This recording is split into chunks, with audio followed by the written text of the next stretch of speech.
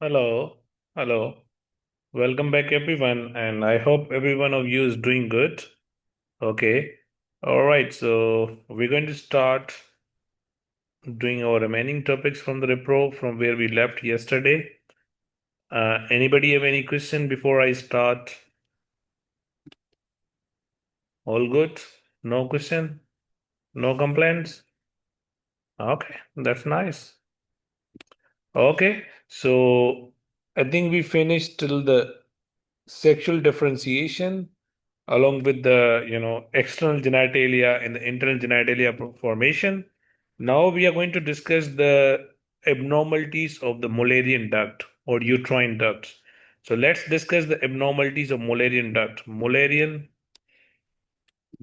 duct. As you guys know that Mullerian ducts give rise to the female internal genitalia. So Mullerian duct.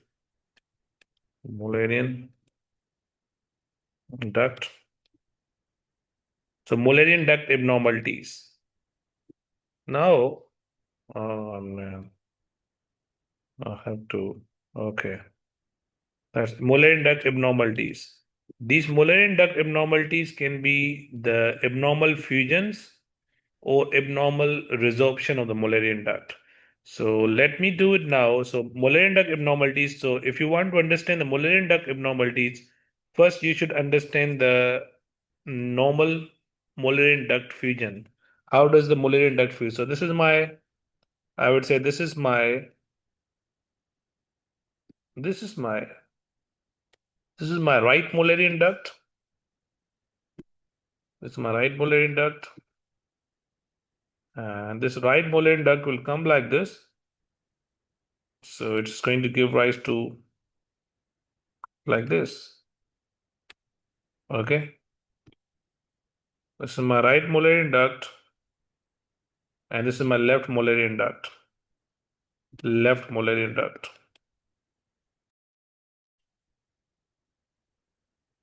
Okay. Now these are called fallopian tubes. Simply, I would say these are called fallopian tubes. Fallopian tubes. Right fallopian tube and the left fallopian tube.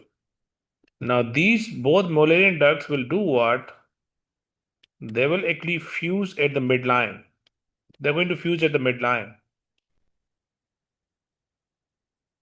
They completely normally fuse at the midline. So right Mullerian duct and the left Mullerian duct. This is my left Mullerian duct. So they both fuse together at the midline, and that fusion will produce a uterine cavity. This is my uterine cavity being there. Uterus. So Mullerian duct produce fallopian duct and the uterus. So these were actually your fallopian duct. Fallopian duct.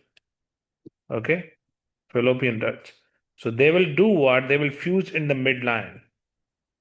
Now, when they fuse in the midline, you see, when they are fused in the midline, you get what? You see the septate uterus being there. Now, this fusion, once they are completely fused, this septum, the midline septum, should regress completely. It should regress. It should regress completely. Now, once this midline septum regress completely, it will lead to the uterine cavity. The single uterine cavity will be produced, which will go into the cervix. So this is how the normal development of Mullerian ducts takes place. So normally the Mullerian duct, both Mullerian duct, right and the left Mullerian duct, they will fuse at the midline, and that fusion will produce the two uterine cavities. Now that fusion will produce a large septum. That septum should regress completely. That septum should normally regress completely to produce a single uterine cavity. So this is the normal development of the Mullerian duct. Now I will discuss the abnormalities. So first abnormality which I will discuss here is called your septate uterus. Septate. Now septate uterus means what? In the middle of the uterus, I will have the septum formation. I will get the septum formation in the middle of the uterine cavity. So this will be, suppose this is this is pathology. So I'm drawing with the red color. So this was my right Mullerian duct. Okay. This is my left Mullerian duct. And they go like this. Okay. Okay. Now this one is actually my, again, left Mullerian duct, and they fuse in the midline. Is it? I told you they are going to fuse in the midline. When they fuse in the midline, they will produce a septum. And that septum is produced, and this septum should normally regress. If it doesn't regress at all, you will get the septate uterus. So septate uterus will be due to failure of the septum to regress. If it doesn't regress, you will get what? Septate uterus. So your septate uterus can result from the incomplete resorption of the septum. So your septum actually regresses at this point. Okay. It regresses at this point, but it remains in the middle in the upward portion. And now look at this. Your uterus is actually your septate cavity. Now there's a one septa being present in the middle. This is called septate uterus.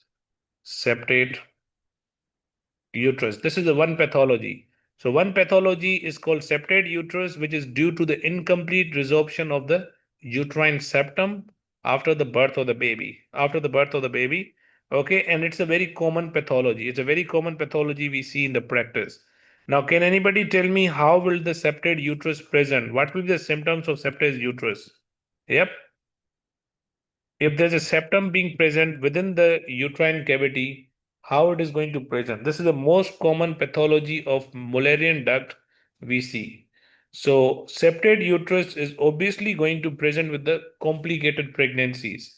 So you will get more complicated pregnancies because it will interfere with the growth of the fetus. Complicated pregnancies. Okay, so what complicated pregnancies you will get with a separate uterus? It can lead to fetal growth restriction because it will not allow the fetus to grow. Why it will not allow the fetus to grow? Because it reduces the cavity size of the uterine cavity. So one complication I will get is fetal growth restriction. Fetal growth restriction. What will the other complication I will get with the separate uterus? It could be I can get the spontaneous abortion as well. Spontaneous abortion. Okay, spontaneous abortion, and you might get the malpresentation of the baby. The baby malpresentation can be seen, which is seen with every Mullerian duct pathology. So these are the common presentation of the septate uterus, and obviously it will decrease the fertility of the female. All right. So this is all about septate uterus. Now, how will you treat the septate uterus? You need to treat it, otherwise the female will not become a pregnant. And if she become a pregnant, she is more likely to get a abortion. So how will you treat it? Yep. Anyone who knows the answer? Surgery.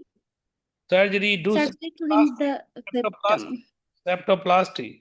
So before doing the septoplasty, you need to confirm the septate uterus. So how will you confirm the septate uterus?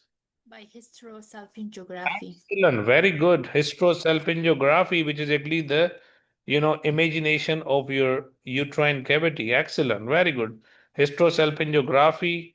All right. So that will actually, show us the septate within the uterus. Very good. Now, other pathology is called bicornate uterus. Means you are getting bicones of the uterus. Okay. So bicornate uterus is actually there. So other pathology is called bicornate. So second pathology is called bicornate. Means you will get the two cones of the uterus. Bicornate uterus. Now, what is bicornate uterus? The definition of bicornate uterus is what? When you get incomplete fusion of the Mullerian duct. Normally Mullerian duct should fuse in the midline. So bicornate uterus will result from what? It will result from incomplete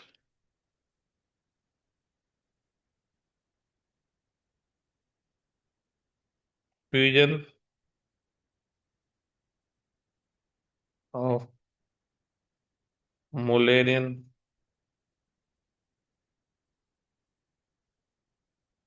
duct. When you get incomplete fusion of the Mullerian duct, it will be called as your bicornate uterus. Is it? Now, incomplete means they are fused at they are fused at the inferior side, but they are not fused at the superior side. So I'm going to show you why they are not fused. So look at this. This will be your bicornate uterus. So this is my left Mullerian duct, and this is my right Mullerian duct. Okay. And this is actually there like this. Okay. Let me make it more bigger so it will be clear to understand. Okay. Now what will happen? These upper portion are going, normally they should fuse at the both ends. Normally they should fuse at the superior end and the inferior end. But what will happen? They get fused only at the inferior ends. So they don't fuse at the in the superior ends. Only fused like this. They are fused like this. So when they are fused only at the, so this is only inferior fusion. So inferiorly they are fused, superiorly they are separated from each other. And if you look at that, if superiorly they are separated with each other, they will produce a bicones. So this biconate uterus is due to your incomplete fusion of the Mullerian duct. The Mullerian duct does not, they do fuse, but they fuse only at the inferior end. They don't fuse at the superior end. So that's called the biconate. If you look at this, this will be called bicones. Two cones will be there in the uterine cavity. Okay, again, the presentation will be same. It will present with the fetal malpresentation, abortions, reduced fertility, okay, and fetal growth restrictions can be seen. And diagnosis is same. We use hysterosalpingograph to diagnose it. Okay, now coming to the uterus diadetic plus. So what does mean by the uterus diadetic plus? Uterus diadetic pulse. Can anybody tell me the definition of uterus diadetic pulse? Uterus diadetic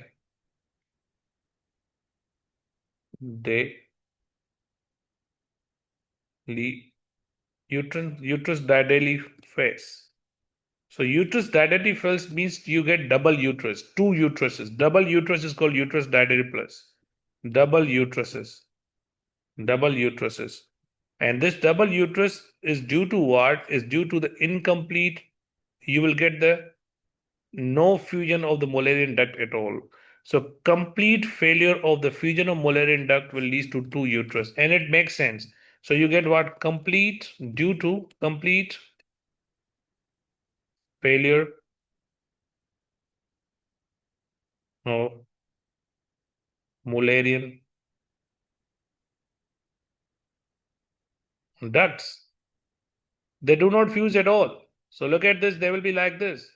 So this will be my one right Mullerian duct, and this is my left Mullerian duct. They do not fuse at all. They come like this, they come like this. They don't fuse at all. They're like this. Okay. So no fusion at all. When they don't fuse together, you will get double uterus. And look at this, they are called double uterus being there. So they get double uterus, double cervix, and double vagina. Even proximal vagina will be double. So this is called diabetic plus uterus. All right. So these are some pathologies of the Mullerian duct. All right. Anybody have any question regarding these uterine diabetic plus? So they get double uterus, double vagina. So they have the double uterus. Is normal pregnancy possible in uterine didelphys?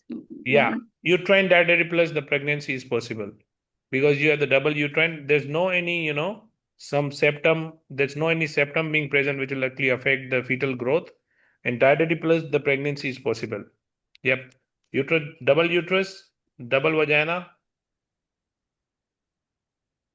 so double cervix and double vagina. Okay, everything is actually double in these one. Okay, all right. Now Okay. we're going to discuss the development of the the external genitalia. How does the external genitalia is being formed in the males and the females? So let's discuss the external genitalia. External genitalia are actually derived from the genital tubercles and your urogenital sinuses and labioscrotal swelling. So let's discuss first, start from the labioscrotal swelling. So external genitalia. Now we are going to discuss the external genitalia formation in the external genitalia in females. Yes, in females. Okay, so external genitalia formation in the females. So females, so just start from labioscrotal swelling. So when this labioscrotal swelling is stimulated by estrogen, so estrogen will stimulate the labioscrotal swelling, to actually develop what? So labioscrotal swelling will develop into labia majora. Okay, so labioscrotal, as the name says, labioscrotal. Labio means labia, scrotal means scrotal, which is in the males. So labioscrotal swelling is there, and that labioscrotal swelling will lead to what? It will actually develop into labia majora in the females. And who will stimulate it? It's estrogen who's going to stimulate it, labia majora. Okay, now coming to the genital tubercles. Genital tubercles. So genital tubercles, as the name suggests, genital tubercles. So it will give rise to the genitalia. So genital tubercles will develop into your glans clitoris, which is just a small opening being there. Glans clitoris in the females. Glans clitoris in the females. Now genital tubercles can also develop into your vestibular glands or vestibular bulbs in the females. Okay. Now coming to the derivative of urogenital sinuses. Can anybody tell me the derivative of urogenital sinuses? What will the urogenital sinuses give? You know, what are the derivative of urogenital sinuses in the female? Sinuses in the female. Endodermum. Yep. What did you say? Endodermum. Endodrome. What did you say? Urogenital sinus is going to give rise to your vestibular gland or Bartholin gland. It gives rise to Bartholin gland. Bartholin glands. Okay. One derivative is Bartholin gland, and what is the other derivative? Other derivative, it give rise to the glands only. Other derivative, it will give rise to urethral glands. So glands are coming from the urogenital sinuses. Okay. And other is actually called urogenital folds. Urogenital folds will give rise to labia minora. Okay. Now these were actually, they will grow when estrogen is present. If there's no estrogen, their derivative will be different. So suppose if if I have the urogenital sinus present and there's a testosterone being present, so it means males. It means male. So in the males, urogenital sinus, under the guidance of the testosterone, will produce what? It will produce what? Urogenital sinus. It will also produce the glands in the males. Can anybody tell? Urogenital sinus means glands. It produces glands. So what glands will be produced in the males by the urogenital sinuses? Yep. Uh-huh. In the males, what is the major gland being present? Yeah, make your life very simple. Urogenital sinus, prostate gland, excellent. And this is actually the internal, this is internal male genitalia, but it's coming from the urogenital sinus. Otherwise, all the internal genitalia were coming from your Wolffian duct. Okay, so prostate gland is there, and what else? What else? So it will produce prostate gland under the guidance by the DHT, not by testosterone. Sorry, I thought it's a testosterone, but it's actually DHT, dihydrotestosterone.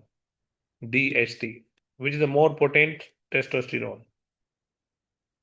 Okay, what other glands will be produced under the guidance of the testosterone? Dihydrotestosterone, it will be your bulbourethral glands. I mean to say urethral glands simply.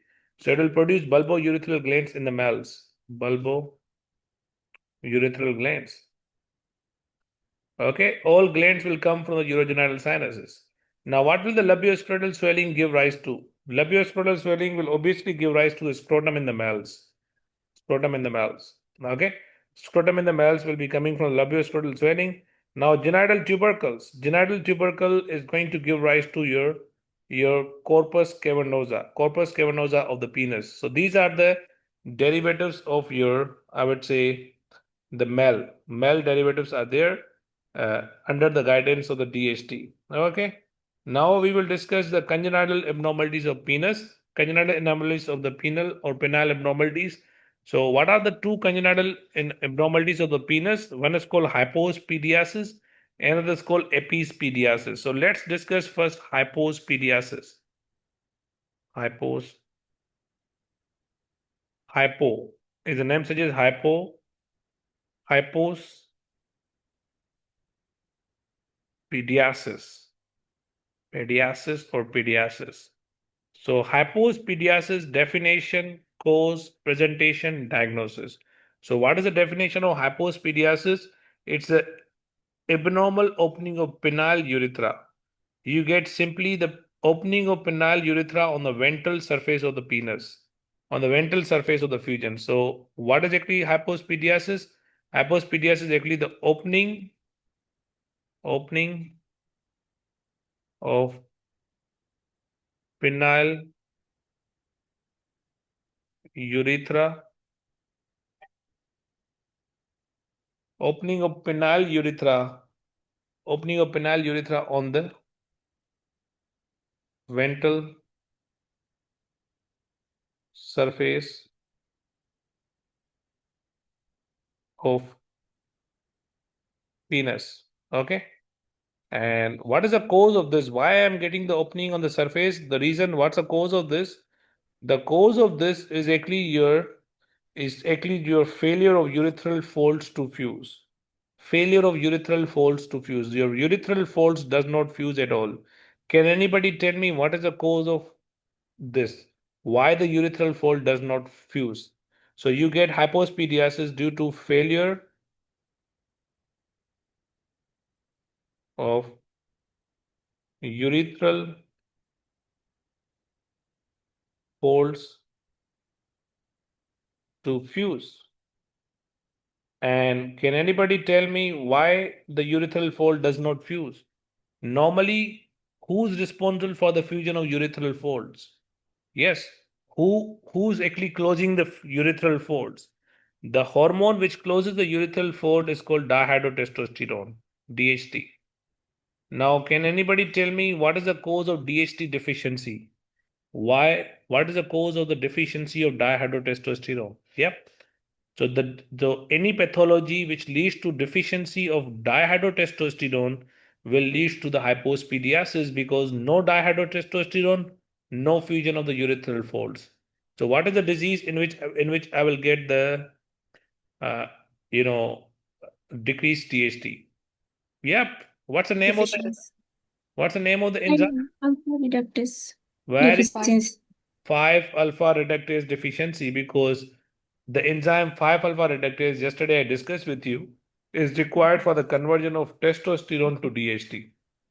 So this is due to the decrease 5 alpha reductase activity.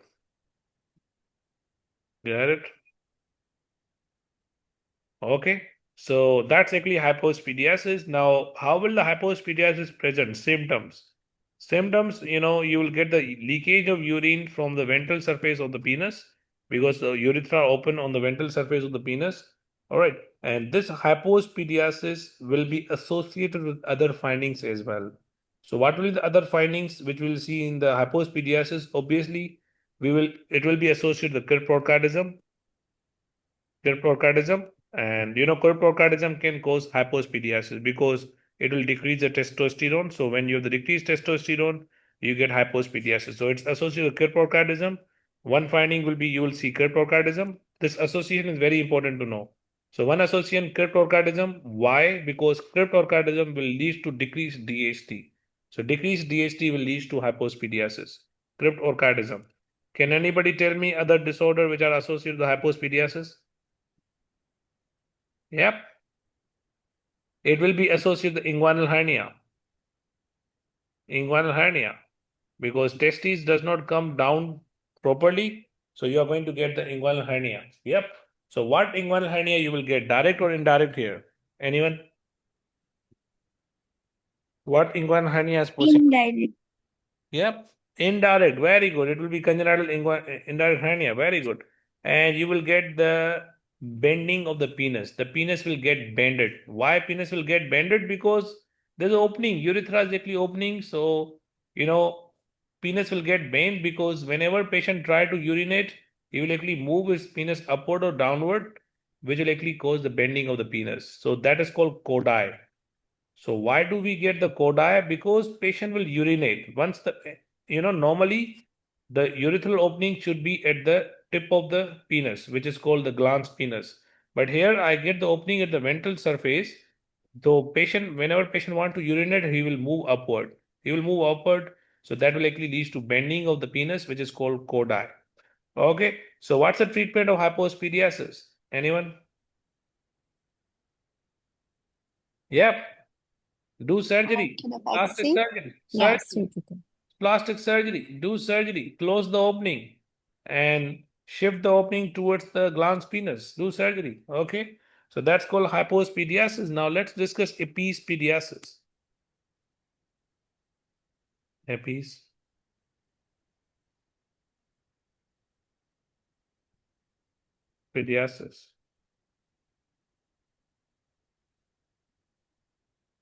Epispadiasis is also a abnormal opening. In this case, you get what? What's the definition? You have the penile, you get the opening on the dorsal surface of the penis. So it's opening of urethra, opening of urethra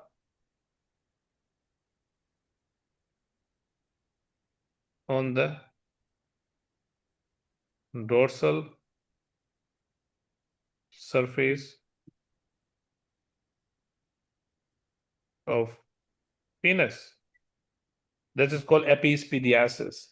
Now, what's the cause of epispadiasis? The cause of epispadiasis is a abnormal position of genital tubercles. So genital tubercles are not at its normal position. So you get abnormal position. So due to abnormal position of genital tubercles, you will get what? Epispadiasis, abnormal position. Genital tubercles. Okay. Uh, Now epispadiasis will, how it will present? It will present as the urine coming out from the dorsal surface of the penis. Now, what is the association of epispadiasis?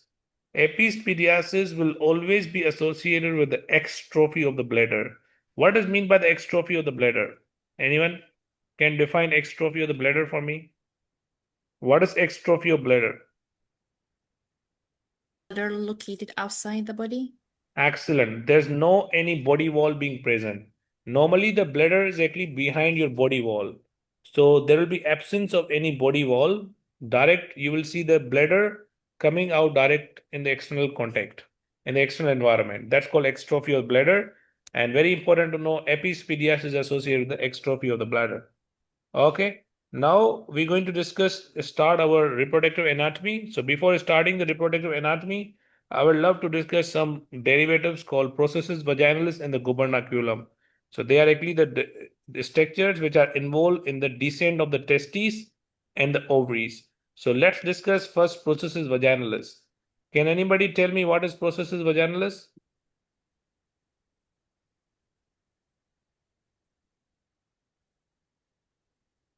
What is processus vaginalis? So processus vaginalis is just a fold of peritoneum. I haven't discussed the GI with you guys yet. So in the GI, I will actually discuss how does the testes descend down to the scrotum. So processus vaginalis is just a fold of peritoneum which will help in the descent of the testes. Okay. So after the testes has completely descended, this processus vaginalis should completely close. Okay, it should completely close. And what will be the remnant in the male? In the male, this processus vaginalis will give rise to tunica vaginalis. Tunica vaginalis. So it should completely obliterate.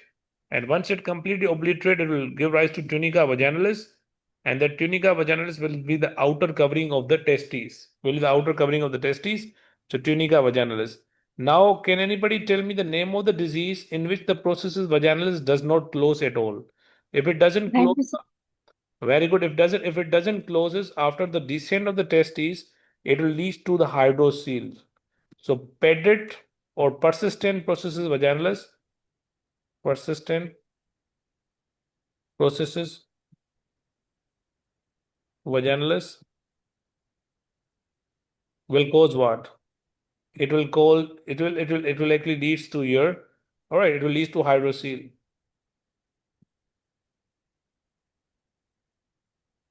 Okay, hydrocele will be seen. So hydrocele means you will get the accumulation of water inside the testes. Okay, so why water is there? Because it's coming from the peritoneal cavity. You have the open communication with the peritoneal cavity. Get it? So this is a remnant in the male. Now in the female, it will completely obliterate. It will not give rise to any structure. Now there's other structure that's called gubernaculum, and which is also involved in the descent of the testes. Gubernaculum.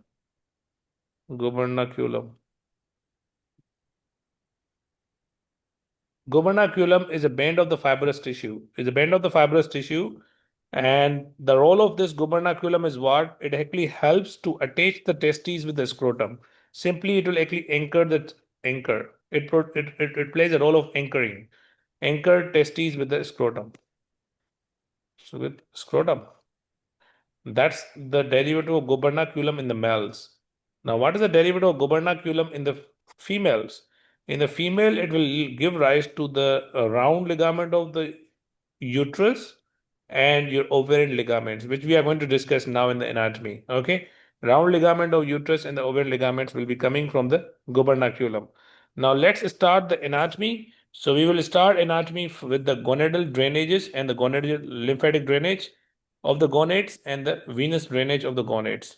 So let's discuss the venous drainage of the gonads. Venous drainage. Venous drainage of gonads. Gonads means testes and the ovaries, is it? So, we have the two testes. One is on the left side and other is on the right side.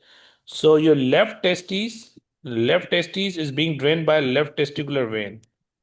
Now, this left testicular vein will drain into what? It will drain into your IVC or it will drain into your left renal vein. Yep. Left renal vein. Why? Why left testicular vein drains into your left renal vein first? So it will drain first into left renal vein.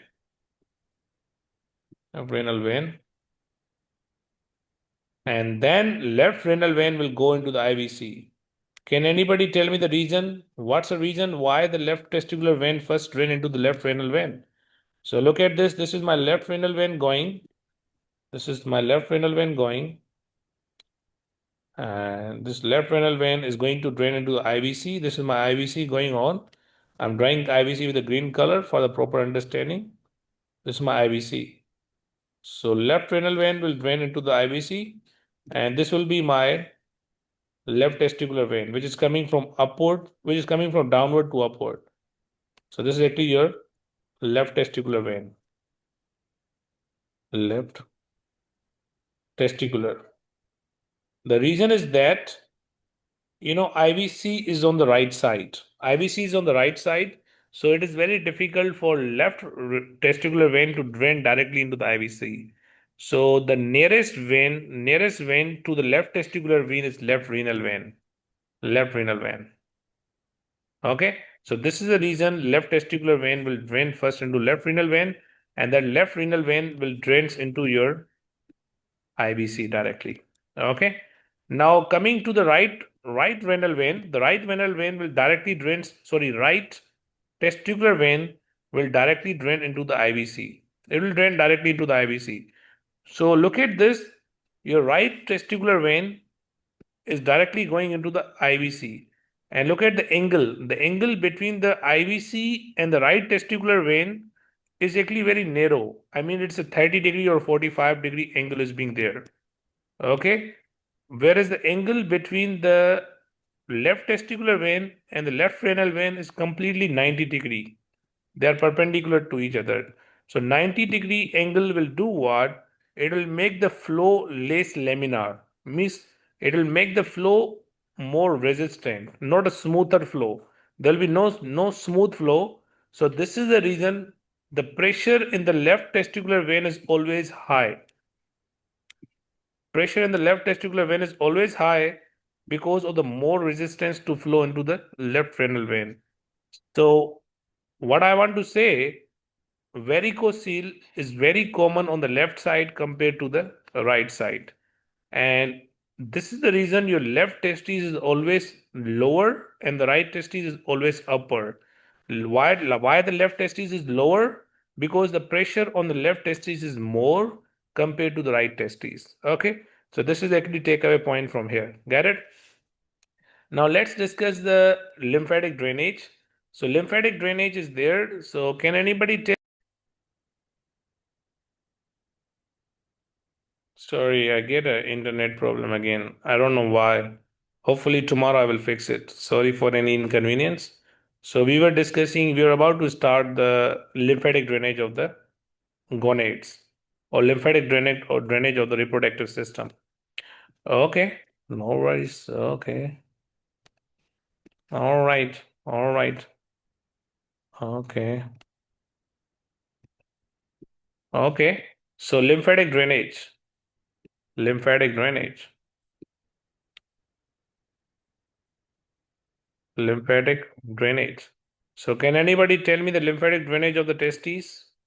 Where will the testes drain? So testes will drain in what lymph nodes? What are the lymph nodes where the testes will drain? Yep.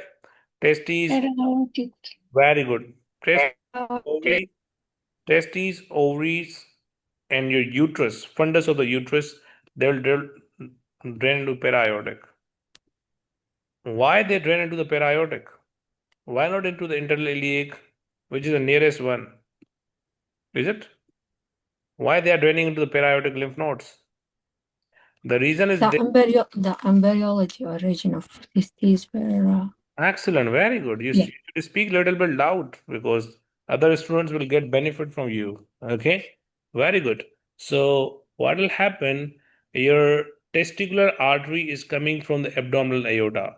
Is it? So the lymphatic drainage should also go to the aortic region. Is it? Because testes normally develop into the lower abdomen. So abdominal aorta is very close to the lower abdomen. That's the reason they will go up and drain into the periaortic one. Now coming to the lymphatic drainage, you little bit come down.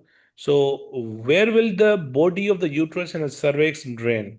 Cervix, that's very important to understand. Body of the uterus, body of uterus.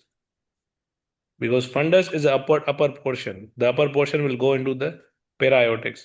Body of the uterus, which is the middle part.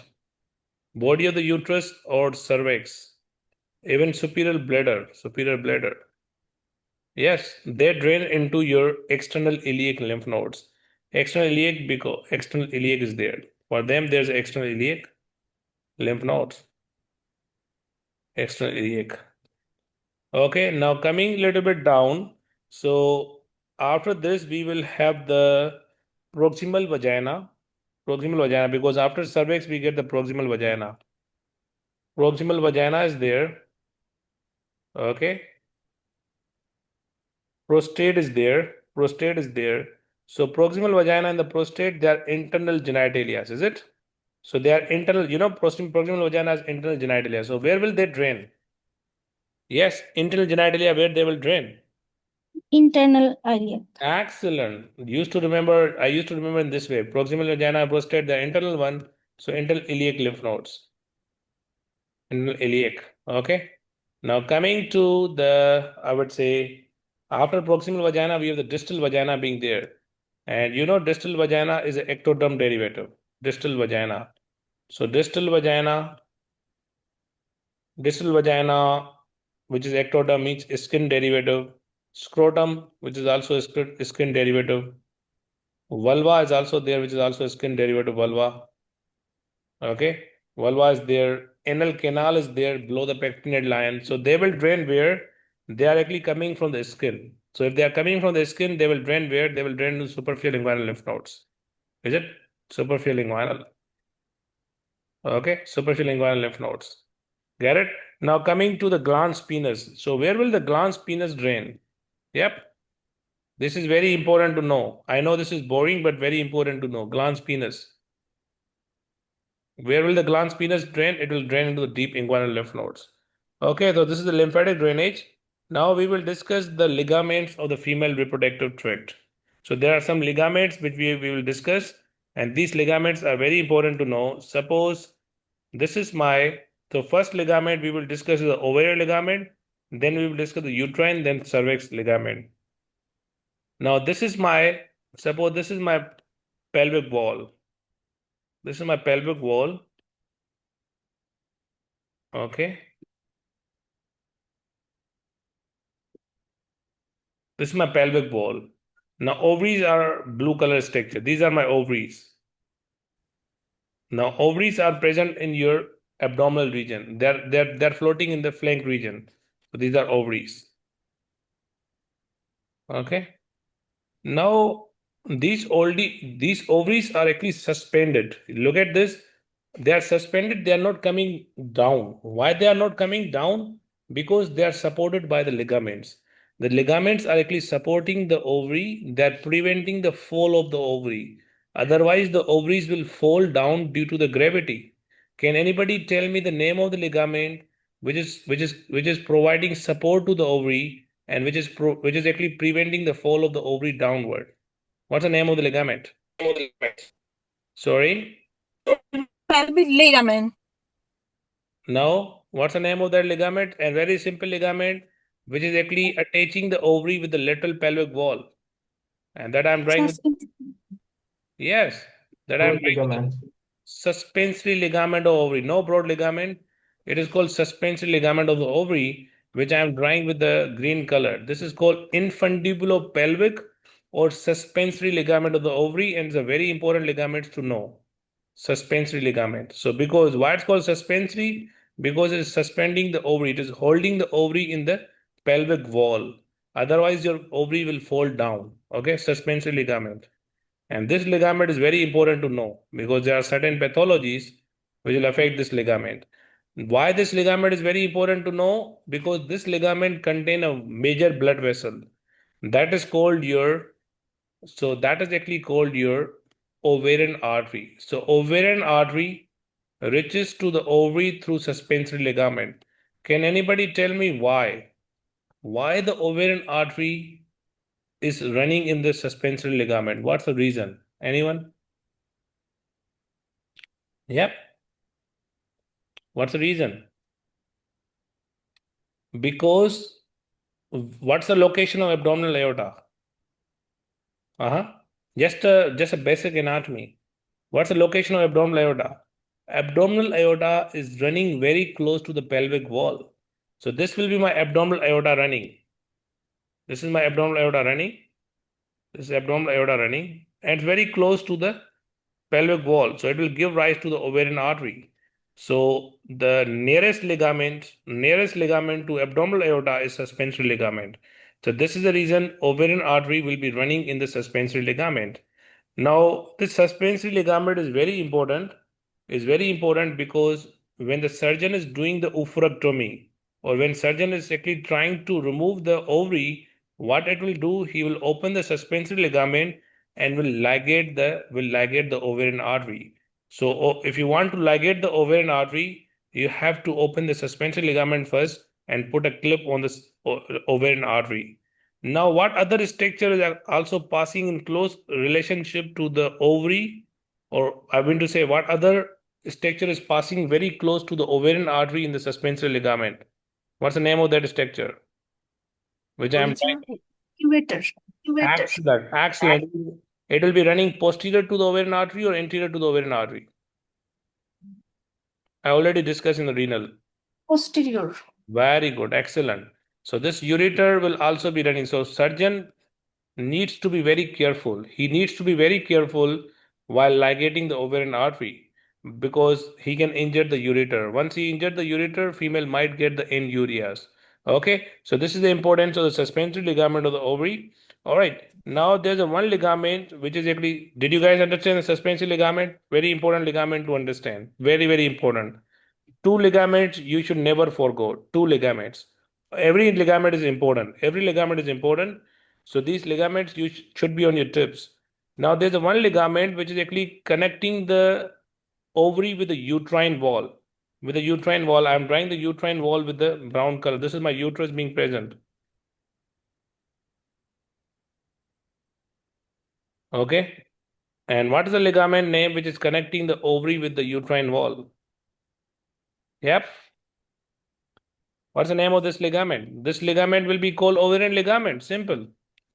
Ovarian ligament. Okay. So ovarian ligament is actually connecting the ovary with the uterine wall. ovary with a uterine wall, that's called the ovarian ligaments for you. Okay. Now coming to the question, what is the name of the ligament which will actually connect the uterus with the lateral body wall or with the pelvic wall? This ligament is called the broad ligament. Why it is called broad ligament? Because it have to travel a lot. It have to travel a lot and cover the other structure in the middle. So this broad ligament will be there, which I'm actually drawing with the color I'm choosing it. It will be your pink color. So broad ligament, why it is called broad ligament? Because it is a three component.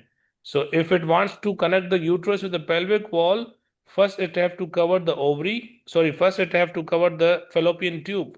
So when it covers the fallopian tube, it will be called as your mesosalpinx. When it covers the ovary, it will be called mesoovarium.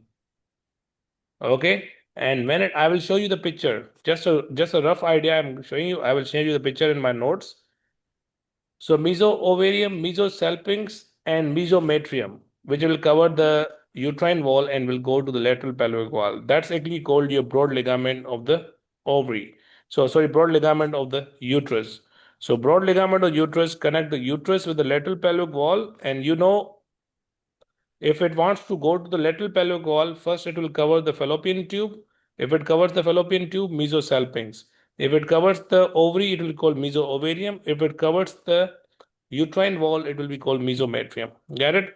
And this ligament does not contain any important blood vessels. That's a good news. No any blood vessel is running in this ligament. Okay.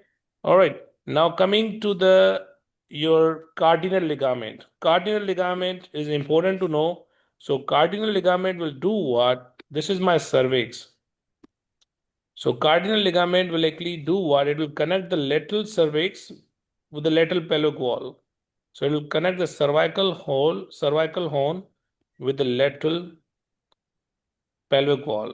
This is called cardinal ligament, or it is also called transverse ligament, cardinal ligament. And why this ligament is very important? Can anybody tell me the importance of this ligament, cardinal ligament? Yep. Because it contain uterine vessel. Very good. And you see uterine vessel, why? Because this ligament is very close to the internal iliac artery. Because abdominal aorta will give rise to internal iliac artery, and this internal iliac artery will give rise to uterine artery. So uterine artery will be running to the uterus like this. So when it goes to the cervix, it will go upward like this, like this. This is the anatomy of uterine artery. Okay. So this ligament is important again because when the surgeon is doing hysterectomy, he needs to open the cardinal ligament to get access to the uterine artery and will ligate the uterine artery. Now again in this ligament, one important structure which is called ureter, which is in close association with uterine artery. And ureter is running posterior to the uterine artery or anterior to the uterine artery? Posterior. Very good, excellent. So it is anterior to what blood vessel? Uh-huh. I told you three relationship.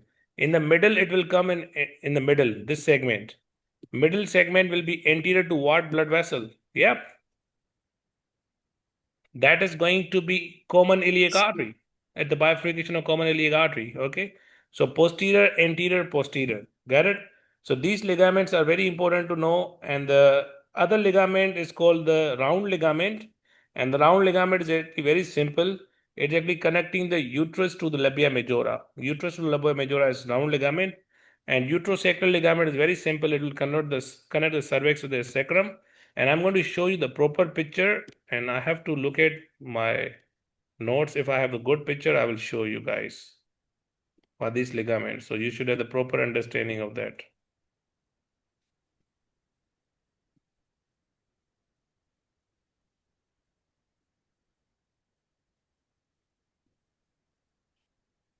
Yeah, I get the picture. So I'm going to show you guys the picture. So I'm closing the whiteboard for now. Okay. So you should get the proper understanding here. Okay. Okay. Can you guys see me? Can you guys see my screen? Mhm. Yes. Yes, sir. Okay, so look at this. First, you have to ask yourself about anterior. This is anterior view, and this is the posterior view. So look at this. You see uterus is in the middle, and you see the ligaments. Now, first you have to look at the suspensory ligament. So look at this suspensory ligament is running from the lateral pelvic wall. This is suspensory ligament which is connecting the ovary, and this suspensory ligament is containing your ovarian artery. Ovarian artery is actually present in the suspensory ligament. Now, if you look at other ligaments, the other ligaments are also present. This is called broad ligament. Now, broad ligament is just a sheet. It's just a bed sheet. It's just a bed sheet which is actually spread throughout the pelvis. Now, look at this broad ligament as the three components. So, this is broad ligament. Now, broad ligament is actually composed of first, it will composed of the mesometrium. So, this is the mesometrium component which is actually covering your uterine wall, and after that is composed of mesoovarium. Look at this, mesoovarium will cover the ovaries, and this will be called mesosalpinx. And after covering all three structure, it will go and attach itself to the lateral pelvic wall. These are my lateral walls. Lateral walls. These are my lateral walls. Okay. These are my lateral walls. Now this is called the broad ligament of your uterus. Now here I cannot see the, I would say, your cardinal ligament or transverse ligament, but they gave the utero-ovarian ligament. That's actually the other ligament. So uterine artery, I can see somewhere here, I will get the cardinal ligament will be down in the cervix. So in this picture, I cannot see the cardinal ligament, but that ligament is also very important to know. Okay, understand? So this is a picture, it's a very clear-cut picture of the ligaments. All right, now we are going to back. Anybody have any question regarding this ligaments? All good? Can we see ureter here? Yeah, you can see the ureter. Very clear ureter is there.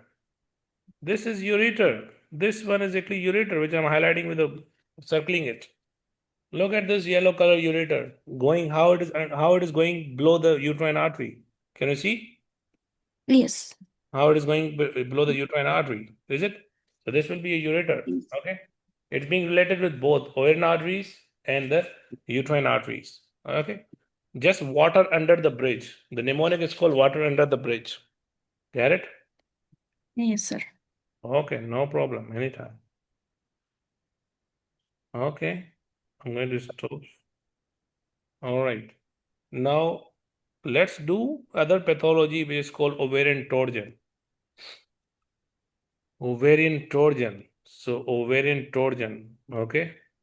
Ovarian torsion or testicular torsion or ovarian torsion. So definition, cause, symptoms, diagnosis, treatment. So ovarian torsion is actually defined as what? It's called the rotation of ovary around its ligament, around its suspensory ligament. Simply, I would say is a rotation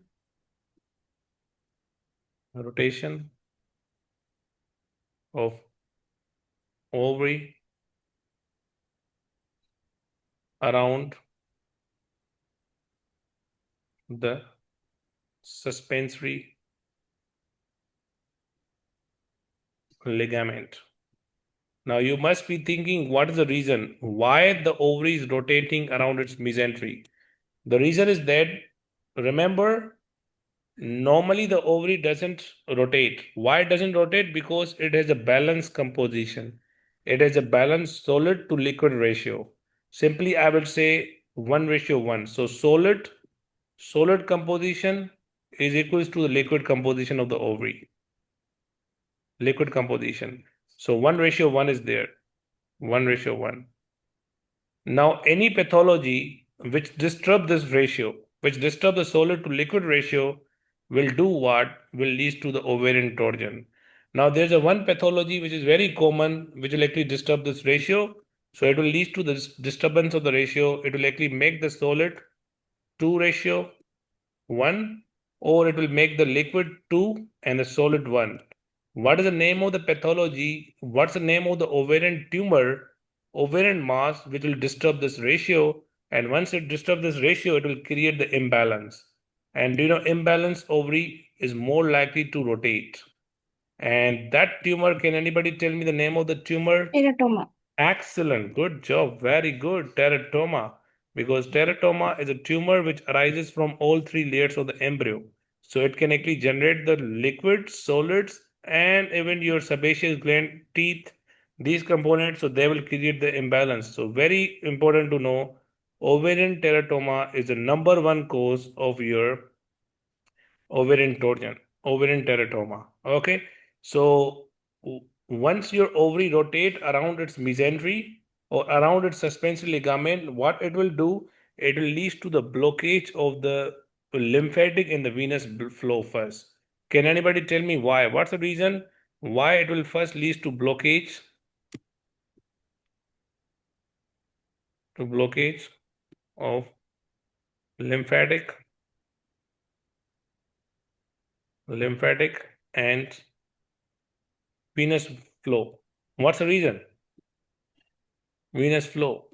It doesn't affect the arterial flow. There's a continuous arterial flow being there, but with time, the arterial flow will also decrease because the veins are blocked.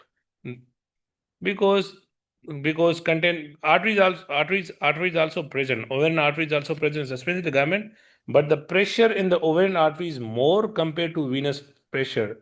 So it's very easy to collapse the venous flow compared to the arterial flow because of the pressure difference.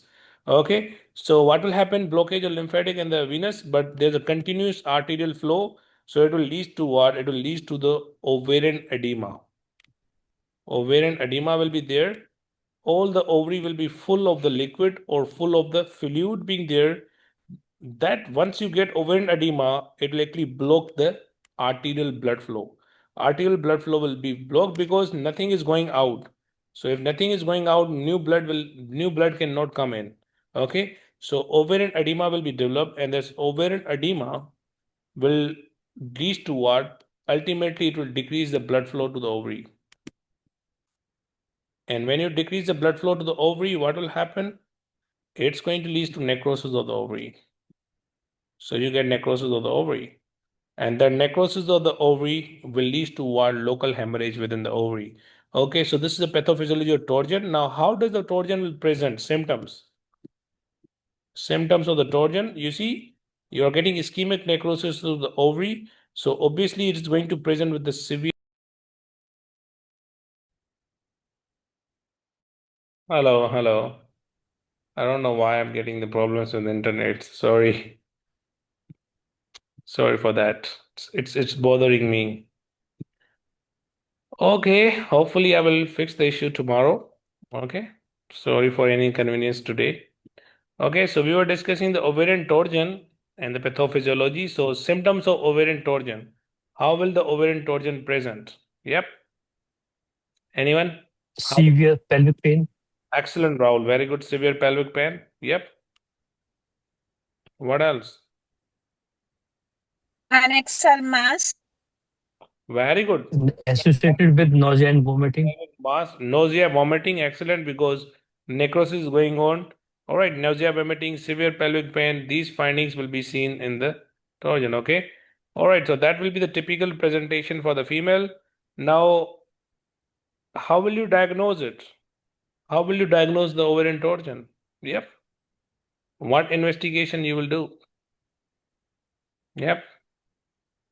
Ultrasound. ultrasound, pelvis, Ultrasound, excellent. Ultrasound. That ultrasound with what? Doppler flow. You have to do the Doppler because Doppler is going to tell us the venous blood flow. Very good. Ultrasound of the ovary with the Doppler flow is going to be the diagnostic test here. Okay. Ultrasound. Very good. Ultrasound. Good job. So do the ultrasound. Now ultrasound shows me there's a decreased venous blood flow. So it makes a diagnosis of the ovarian torsion. Now do the surgery. Do the surgery to relieve the obstruction, detorsion. Do detorsion and do the surgery and fix the issue. Okay. So that's all about the torsion being there. And now we're going to discuss the prolapse of pelvic organ. Prolapse means herniation or directly changing their location. Pelvic organ prolapse. Organ prolapse. So pelvic organ prolapse means what?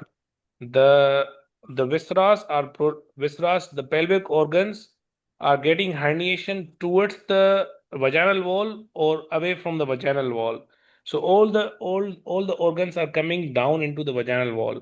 So herniation of pelvic organ to the vaginal wall or away from the vaginal wall, this is called the pelvic organ prolapse. Okay, so that's the definition of pelvic organ prolapse. Herniation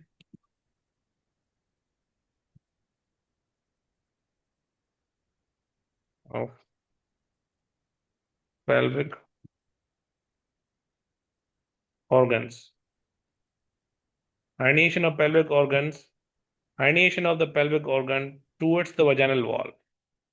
Towards the vaginal wall or beyond the vaginal wall.